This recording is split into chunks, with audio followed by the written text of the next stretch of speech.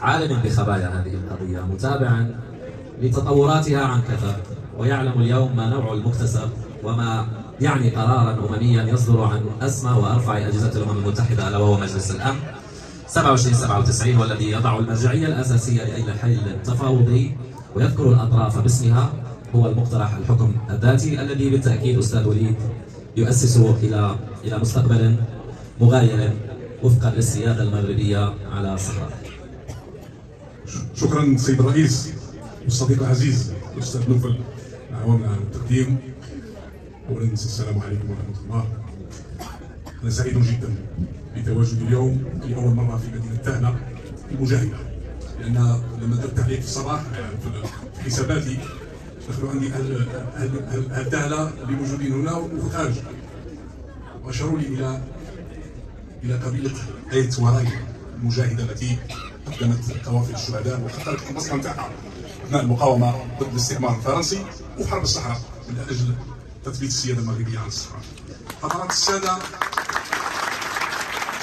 السيدات الأفاضل والفضليات، أهل مدينة تهلا الطيبين وضيوفها الأعزاء، يشرف لي أن أتناول الكلمة في هذا اللقاء البهيج، اللقاء العلمي المرموق الذي ينعقد تخليدا للذكرى ال50 للمسيرة الخضراء المجيدة، هذه الملحمة الخالدة التي بصمت التاريخ المغربي والمغاربي برؤية ملك حكيم وشعب وفي.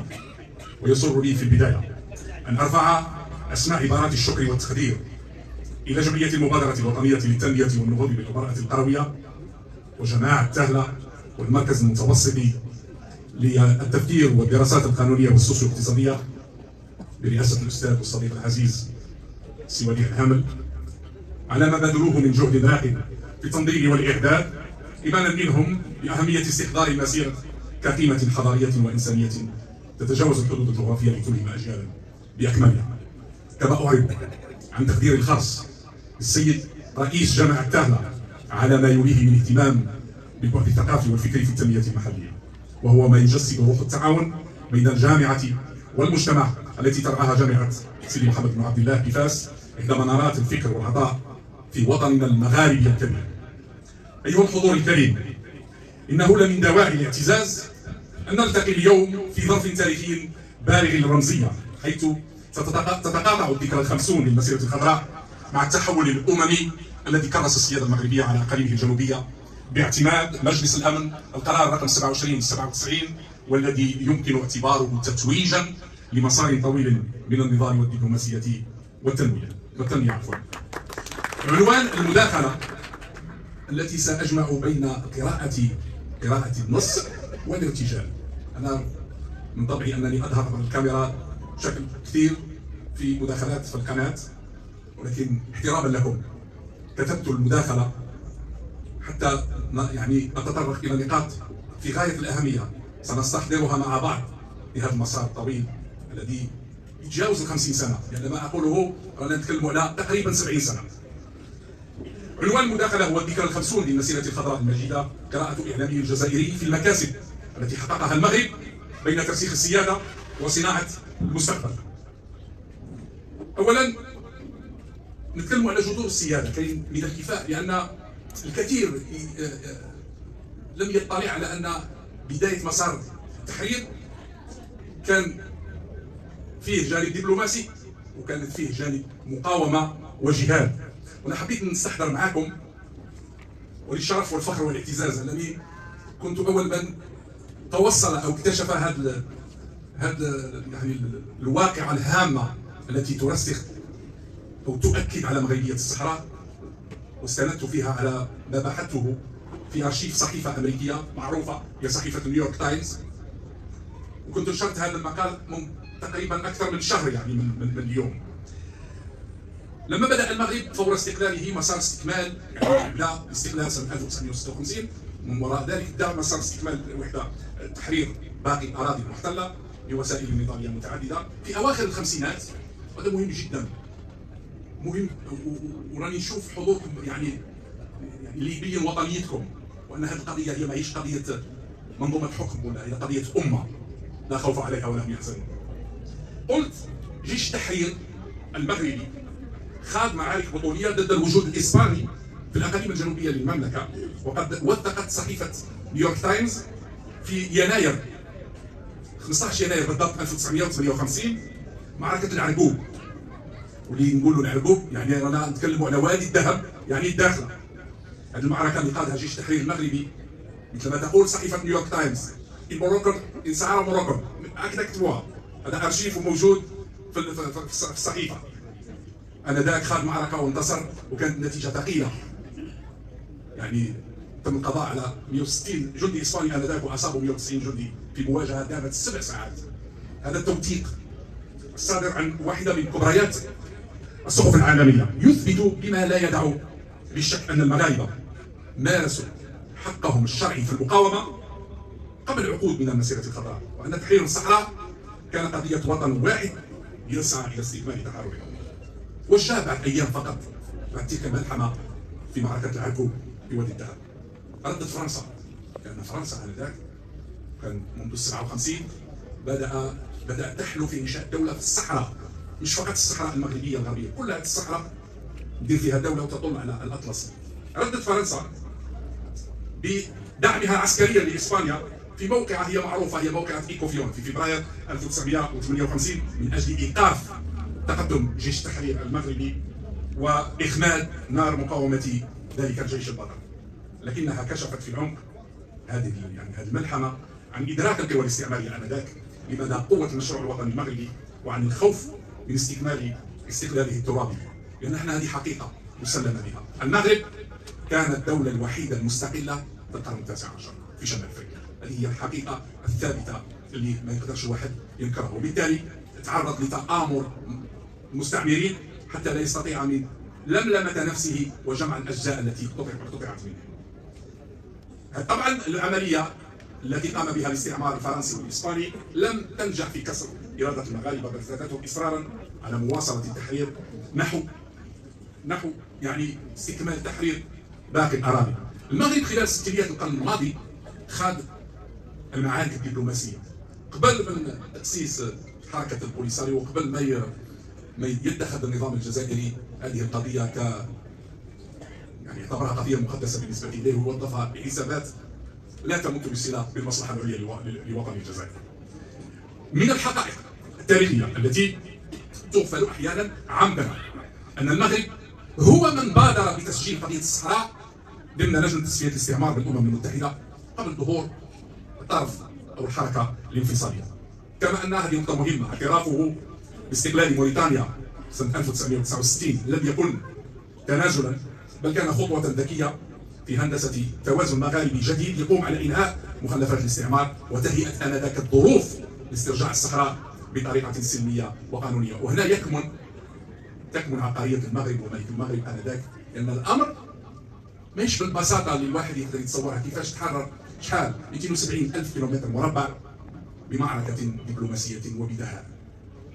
ثم جاءت المسيره الخضراء اللي انا اعتبرها انتفاضه سلميه، مش فقط انهم مشاو الناس في مسيره، ويا لها من مسيره. يعني الحديث عن 350 ألف شخص ماهوش امر سهل.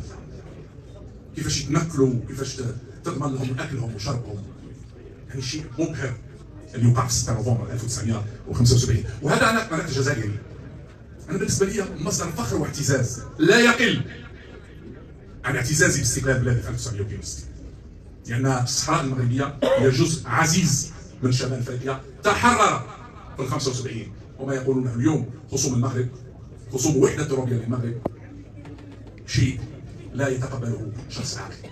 الصحراء تحررت في ال 75، والمفروض في ال 75 ما تبقاش مسجله في لجنه تصفيه الاستعمار، لكن الجار او المنظومه اللي تحكم في البلاد واللي المغرب تعامل معاهم يعني بشكل يعني كل هذوك في وسط الدار وخوت دارز ما تقدرش دير تخش معاه.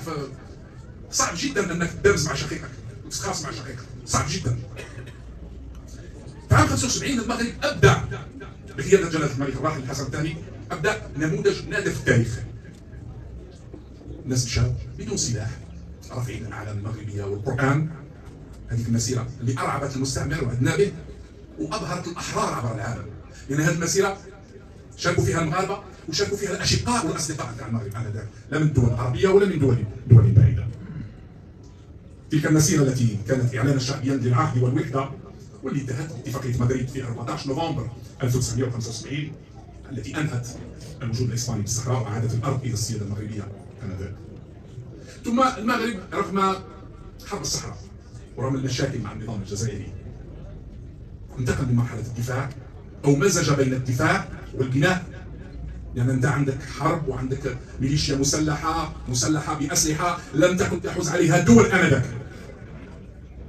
انا نتكلم على هذه الحركه الانفصال. ورغم ذلك المغرب انطلق في مرحله البناء والتشييد.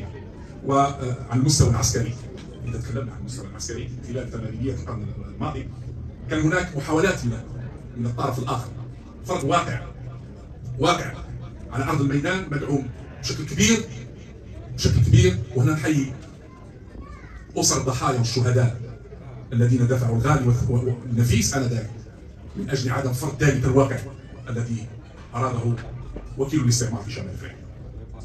غير ان انشاء جدار الدفاع بين 1980 نقدر نقول من 1987 غير معادله الصراع، اعاد الامن والاستقرار الى الاقاليم الجنوبيه للمغرب، واجبر الميليشيا الانفصاليه على القبول بوقف اطلاق النار تحت رعايه الامم المتحده. وفي تلك المرحله يعني بدايه من 91 انتقل المغرب من منطقه الدفاع الى منطقه البناء والتنميه. في 2007 جاءت مبادره الحكم الذاتي مقترحا كحل واقعي يحفظ كرامه الجميع ضمن السياده الوطنيه المغربيه. ومجلس الامن منذ ان تلقى تلك المبادره كان دوما وخصوصا على تقرير الامين عن الامم المتحده يعتبرها انها مبادره جاده وذات مصداقيه، لكن اللي عشناه في 31 اكتوبر المنصرم ماهوش اشاده فقط بانها انها مبادره جاده، اصبحت مرجعيه في جميع القرارات. يعني من هذا القرار الاخير كاين امرين هامين يبينوا ان المغرب حقق نص التاريخ. هذه المبادره اللي طبعا المغرب قدمها كحل سياسي من اجل حفظ ماء وجه الطرف الاخر، لان على ارض الميدان المغرب حرر صحراء، يعني هو بغى من اجل حفظ ماء وجه الطرف الاخر، خصوصا بلاد الجزائر. طبعا شفنا في الخطاب التاريخي الملكي كيف يتكلم الملك المنتصر بلغه الرجل المتواضع. و يعني حتى ان الايه القرانيه اللي استنبط بها الملك محمد السادس رضي الله يعني وكان تشبيه لفتح مكه. يعني الله ولكم عاد احنا اشقاء، وهذا هو عين العقل.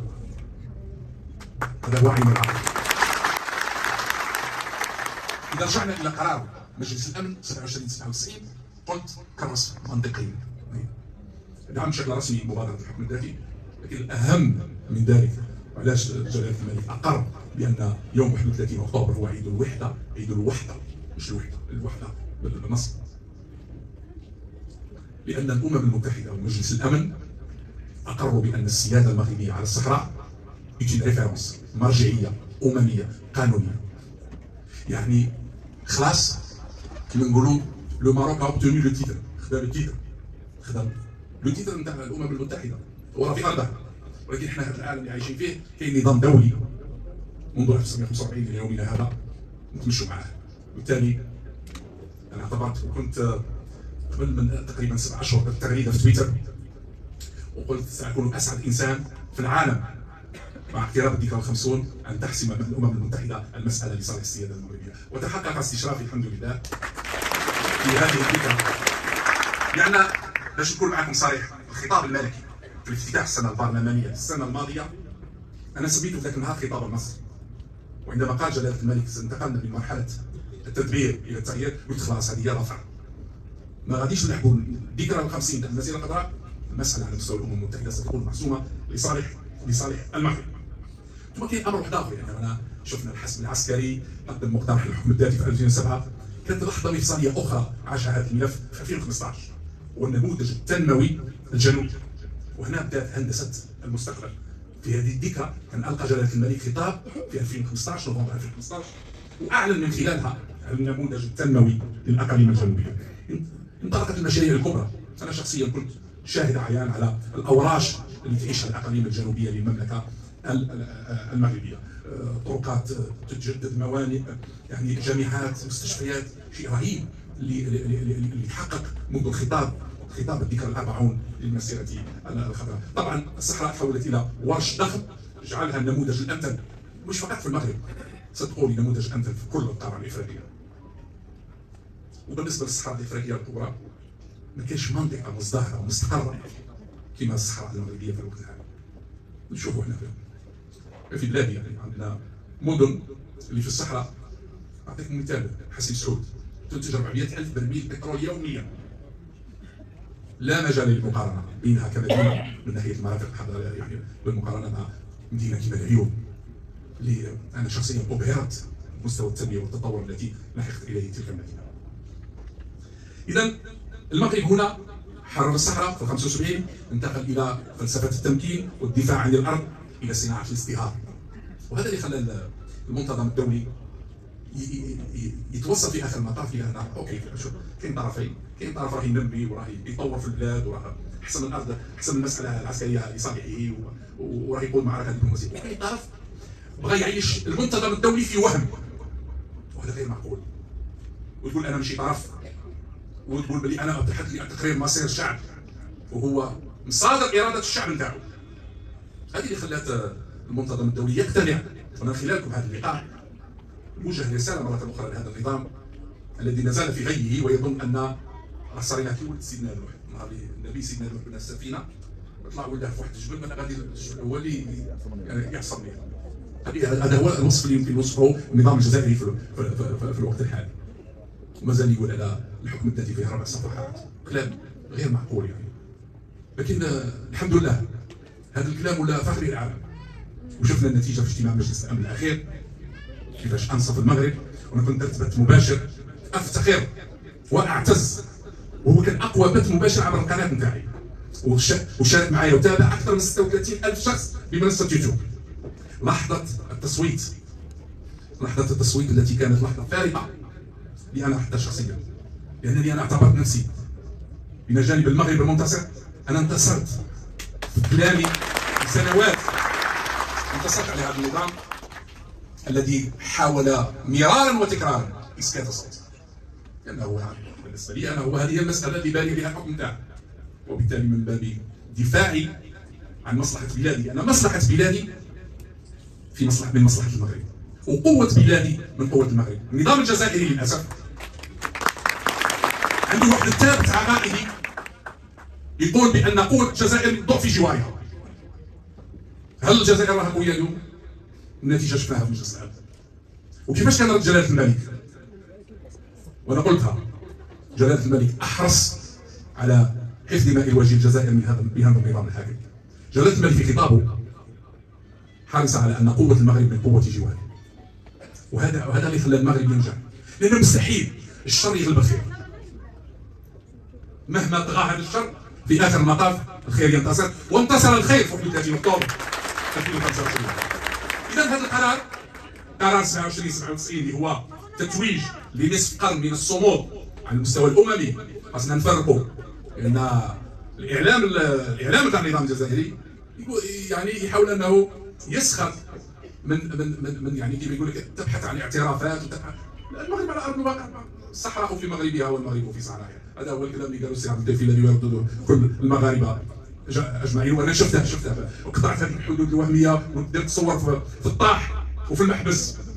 ما كانش حدود وما كانش كلام يعني الحقيقه على ارض الواقع هذا الامر قضي فيه منذ 50 سنه. كاين مساله امميه، وانا نقولها بكل فخر. المغرب من خلال انتصاره في 31 اكتوبر ساهم بشكل مباشر في بدايه تحرر الجزائر، لان احنا هذا النظام 50 سنه وهو يتجه لهذا السجل التجاري. في الاجتماع الاخير نتاع مجلس الامن قالوا له ستوب، اوكي هذا السجل التجاري انتهت صلاحيته. تعرفوا قيمه ماذا يعني ان يخسر النظام الجزائري هذه القضيه في مجلس الامن بالنسبه لنا نحن كجزائريين؟ هذه بدايه تحررنا من هذا النظام اللي نهار وما طال هو يقول لنا عندكم الغرب نتاعكم عندكم عدو، عندكم تغلطوا هذا الغرب، وخاصكم ما تناقشوش في السياسه الخارجيه، وخاصكم تدافعوا على ما يسميه تقرير مصير وانشاء دوله ما بين المغرب وموريتانيا. خلاص الدبلوماسيه الملكيه اعطتنا احنا كجزائريين الان جرعه امل. فكوا لهم السجل التجاري الان وروحوا يشوفوا حاجه اخرى بغاو يشوفوها، ما عندهمش. حاولوا انهم يبعثوا حركه انفصاليه في الرئيس، كلام تافه ولا معنى له ولا ينجح. ولهذا الشيء اللي هذا اليوم هذا 31 اكتوبر هو نصر عظيم للمغرب ولكل منطقه شمال افريقيا، لاننا نحن عندنا مشكل في المنطقه المغاربيه نتاعنا، وجود نظام لا يؤمن بالجوار القوي ولا بالتكامل المغاربي بين دول المنطقه. اذا هذا القرار 27 ماهوش مجرد وثيقه تاريخيه تثبت انا يعني ماهيش مجرد فقط وثيقه صدرت على مجلس الامن. هذه شهاده تاريخيه من المنتظم الدولي على عداله الموقف المغربي واحقيته التاريخيه والشرعيه، وانتصار تحقق للدبلوماسيه المغربيه الهادئه على دبلوماسيه الصخب والايديولوجيا. واغتنم هذه الفرصه طبعا لاهنئكم ومن خلالكم المغرب الحبيب على اقرار جلاله الملك حفظه الله هذا اليوم التاريخي عيدا وطنيا هو عيد الوحده. اذا رجعنا الى مسؤوليه الجزائر اللي كان من المنتظر وهو البلد الجار والشقيق، وسيبقى البلد الجار والشقيق للمغرب رغم انفهم. كان المفروض ان تدعم المسار الوحدوي المغربي كما وعدت بالمسيره الخضراء. انا كنت نشرت بما يثبت وبالادله وبالارشيف ورسميا على لسان الدوله الجزائريه انها ستقف مع المغرب في مسار استكمال تحرير الصحراء من الاحتلال الاسباني، وبالضبط يوم 17 يونيو 1972 ارشيف جريده لوموند يتكلم على رئيس الصراح اللي هو ريبومتين عندما قال للصحيفه انهم نحن كجزائريون ماناش محتاجين يذكرونا بهذه العباره انذاك. سبحان الله، ماناش محتاجين بالدور نتاعنا من اجل دعم المغرب في استكمال تحريره للصحراء من الاحتلال الاسباني. هذا كان رئيس الدوله الجزائريه في 72. هذه هما الحقائق اللي الواحد من ينشرهم ما يعجبهمش الحال. للاسف شوفوا من 72 الى يومنا هذا شوف شحال ضاع علينا على منطقتنا، اجيال واختاروا الطريق الخطا، مشاو في لوسونس انتردي 50 عام. تخيل 50 عام تتمشى في طريق معاكس. هذا هو اللي دار النظام الجزائري واضاع عنا الكثير. ولو يعلم بني وطني تكلفة ما تم استنزافه من الخزينة العامة للدولة الجزائرية في هذا الملف، لا مش نقول لكم لا خرجوا جميعهم من الجزائر للأسف. لكن رغم ذلك نحن محظوظون كجزائريين. علاش محظوظون؟ عندنا جار عاقل وعندنا ملك حكيم. أنا دائما ندور في راسي ونقول وكان في المغرب حكم عسكري كما الجزائر كيفاش كانت غادي تكون الأمور؟ من حسن حظنا المغرب دولة عريقة، دولة ملكية، دولة ما تتعجلش في اتخاذ المواقف. هذا من حسن حظنا، ولهذا المغرب انتصر. ماشي غير روح وتحقق المكاسب الدبلوماسية والعسكرية وتنتصر وتقنع العالم من فراغ. هذا جاء نتاج تضحيات كبيرة قاموا بها المغاربة. ما غاديش نطول عليكم. أنا دائما لأن السياسي ولا اللي ينشط في السياسه دائما خاصو يكون متفائل، ودائما خاصو يكون عنده امل بان تنتصر الحكمه والمصلحه المشتركه على منطقه افريقيا. حضرات الساده والسيدات، لقد اثبت التاريخ بما لا يدع مجالا للشك ان الصحراء مغربيه بالتاريخ وبالدم وبالقانون والان بالاجماع الاممي. ما نعيشه الان في هذه اللحظه هو ان كان اجماع اممي على الشرعيه وعلى السياده المغربيه على الصحراء، والمغاربه حروها بالسلاح حينا وبالدبلوماسيه حينا وبالمسيره الخضراء دائما، لان هذه المسيره الخضراء هي اللي كانت النقطه المفصليه في مسار استكمال المغرب لوحدته الترابيه. ان الارشيف شاهد لا يشترى، والتاريخ لا يزور، ودوام الوحده المغربيه هو ركيزه استقرار شمال افريقيا وبوصله سلامها. تحية تقدير وإجلال لكل من ساهم في جعل المسيرة الخضراء درس خالد للمغاربة ولكل أحرار العالم، وتحية وفاء لكم ومن خلالكم الشعب المغربي الذي يمضي بثقة في مسيرة أخرى نحو المستقبل. دام للمغرب الحبيب وحدته، وللمنطقة المغاربية سلمها، ولشعوبها تعاونها وتآزرها. السلام عليكم ورحمة الله وبركاته. شكرا جزيلا يا اخي وليد كبير، وهذا الحماس الذي كان في نبرة صوته وايضا في افكاره المسترسله، ويحسب له بانه هناك معارك تخاض على الارض بالجنود، هناك معارك تخاض في هيئات امميه عبر جنود ايضا في الدبلوماسيه، ولكن ايضا هناك معركه اقوى واشد هي معركه الوعي، ومعركه الوعي يقوم بها امثال اخي وصديقي وليد كبير. وحتى تلك الغصه التي يتحدث بها عن جار وشقيق كما قال جلالة الملك بخطابات اليد الممدودة تربطنا به أواصر المحبة والأخوة إلى غير ذلك. هناك أصوات جزائرية كثيرة تتمنى لهذه الوحدة المغاربية أن تتحقق وستتحقق بإذن الله. نواصل.